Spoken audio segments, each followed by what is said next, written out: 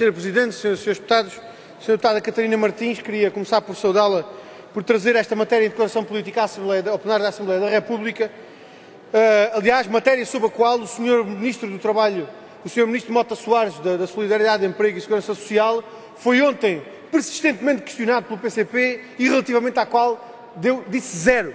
Tal é o desprezo que este Governo distribui a estes problemas da pobreza e da pobreza infantil em particular. E este é de facto um problema muito significativo no nosso país, porque há 30% das crianças portuguesas que vivem em situação de privação material, ou seja, já não é um mero limiar estatístico, é privação material, privação de bens essenciais, ainda para mais necessários ao seu desenvolvimento psíquico e intelectual. É uma situação de pobreza que tem registado um agravamento reiterado, que não se deve apenas ao desemprego, porque, tal como diz aquele relatório do INE, há muitas crianças que são vítimas de pobreza, não porque os seus pais estejam desempregados, mas porque recebem salários tão baixos que aquelas crianças estão em situação de pobreza, vivem em agregados familiares sem condições mínimas de vida por força dos baixos salários a que são sujeitos. E esta situação de pobreza é uma consequência direta das políticas do SPEC e do Pacto de Agressão, que roubaram salários, roubaram prestações sociais, degradaram inaceitavelmente as condições de vida dos portugueses. É uma consequência dessa política que, para fazer os 10 mil milionários, empurra milhões de portugueses para a pobreza, empurra milhões de portugueses para condições de vida que não eram imagináveis há 40 anos atrás, quando se fez o 25 de Abril, pudéssemos regressar. E essa é a realidade dessa política que, para fazer milionários, empurra milhões de portugueses para o retrocesso civilizacional que constitui, de facto, esta política. E é uma política, como dizia, é uma consequência da política do SPEC e do Pacto de Agressão, porque não é uma realidade de hoje.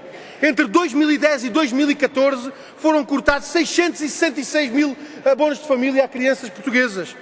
Foram cortados entre 2011 e 2014 112 mil rendimentos sociais de inserção. Há 34% dos beneficiários do rendimento social de inserção que são crianças. Tal é a situação de pobreza que hoje atinge as famílias portuguesas.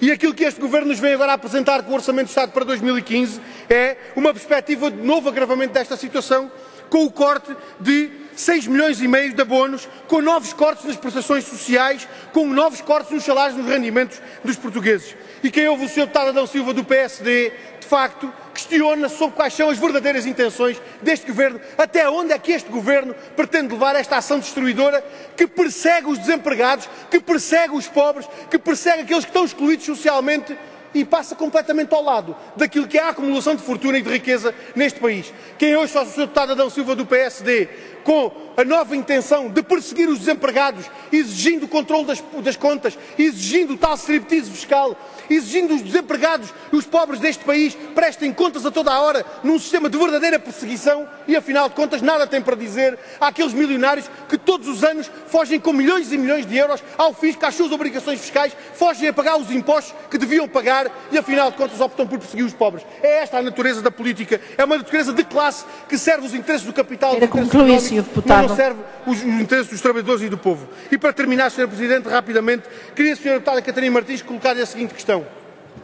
É possível inverter esta situação de pobreza que hoje atinge milhões de crianças em Portugal, mantendo os mesmos compromissos com a política de direita, mantendo os mesmos compromissos com o SPEC, com o Pacto de Agressão que nos trouxeram a esta situação? Ou isso exige uma ruptura com a política de direita e a construção de uma alternativa? E gostava de colocar a pergunta à Sra. Deputada Catarina Martins, qual é a perspectiva de disponibilidade que o Bloco de Esquerda tem para esses dois objetivos, romper com esta política e construir uma política alternativa?